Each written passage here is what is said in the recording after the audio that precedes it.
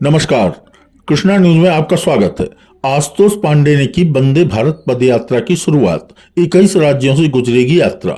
विद्यार्थियों को राष्ट्र निर्माण और पर्यावरण के बारे में दी जानकारी। वृक्षारोपण के लिए किया प्रोत्साहित। समाचार विस्तार से।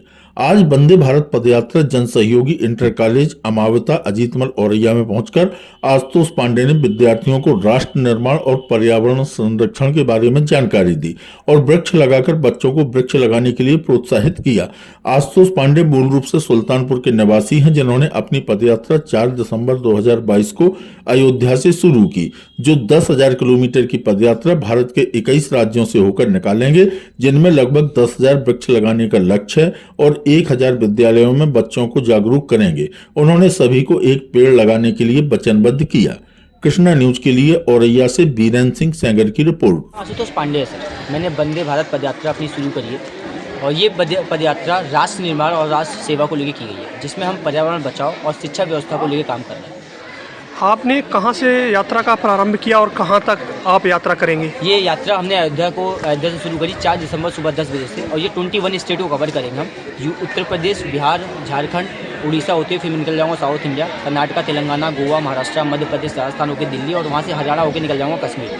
कश्मीर से फिर मैं वापस आऊँगा हिमाचल प्रदेश और उत्तराखंड होते हुए 2024 में मेरी यात्रा समाप्त होगी, जिसमें मैं 10,000 पेड़ लगाने का मेरा संकल्प है।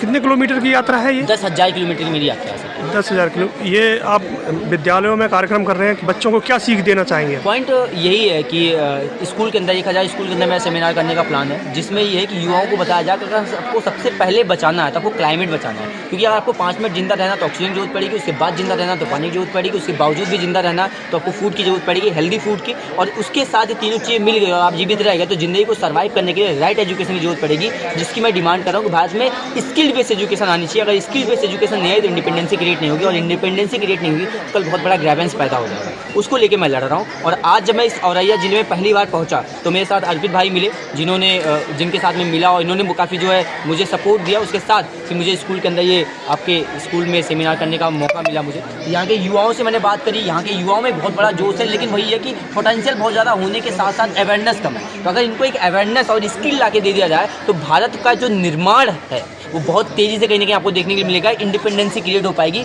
स्किल लाएंगे तभी हो पाएगा। सर, ये आपको सीख कहाँ से मिली? कि मैं बहुत ऑब्जर्विंग स्टूडेंट रहा। मेरे साथ ऐसा था कि मैंने पिछले 7 साल से एजुकेशन इंडस्ट्री में वर्किंग हूँ। मैं सारे कॉम्पिटेटिव सेगमेंट की मैं तैयारी कर रहा था, तो उसमें मेरे हाथ में एक बुक लगी जो क्लाइमेट के ऊपर लिखी थी, बिल गेट्स ने लिखी है। तो उसमें लिखा था ना ही कोई जात, ना ही कोई देश, ना ही कोई संस्कृति, ना ही कोई राजतंत्र, ना ही कोई क्या बोलते हैं जाति बचेगी अगर आपने क्लाइमेट नहीं बचाया। तो मेरे पास में फिर मैं बहुत सब सोचा कि जिसने मोबाइल फ़ोन का जैसा इन्वेंशन किया, जो टेक्नोलॉजी को बहुत करीब से देखा, उसने क्लाइमेट के ऊपर बुक लिखी। तो हमें वहाँ से कहीं ना कहीं मोटिवेशन आएगी, कहीं ना कहीं वहाँ से लेके आपको काम करना चाहिए। सर, आपसे पहले कई और लोगों ने भी ये बुक पढ़ी होगी जी, उन लोगों के बारे में आप क्या कहना चाहेंगे?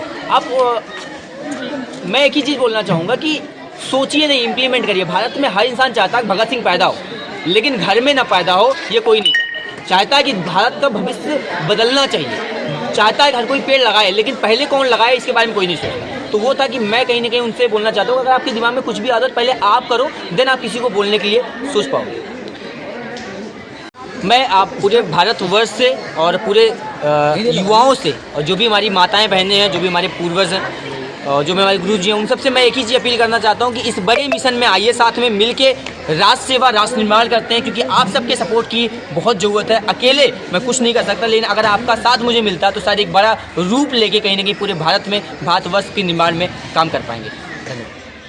आपने अयोध्या से अपनी पदयात्रा शुरू की है, कितने विद्यालय में और कितने लोगों ने आपको सपोर्ट किया? क्या कहना चाहेंगे उन लोगों के बारे में? मैं अभी 20 से ज़्यादा स्कूल के अंदर मैं सेमिनार कर चुका हूँ। कम से कम 500 गाँव से ज़्यादा मैं निकल चुका हूँ। और जो अभी क्योंकि सोशल मीडिया के ऊपर बहुत सारे कंटेंट बनना शुरू हो चुके हैं, बहुत सारे आर्टिकल छपे, तो उसमें कहीं ना कहीं जो भारत का जो युवा है वो कहीं ना कहीं सपोर्ट कर रहा है मुझे। हर जगह पर जो सपोर्ट सिस्टम है वो जनरेट होना शुरू हो चुका है। आप सबकी बहुत ज़रूरत है और आप सब ने बहुत प्यार दिया। और भारत का जो चौथा स्तंभ है मीडिया, उसने मुझे शुरू से बहुत ज़्यादा प्यार दिया। आप सबके लिए तहे दिल से शुक्रिया।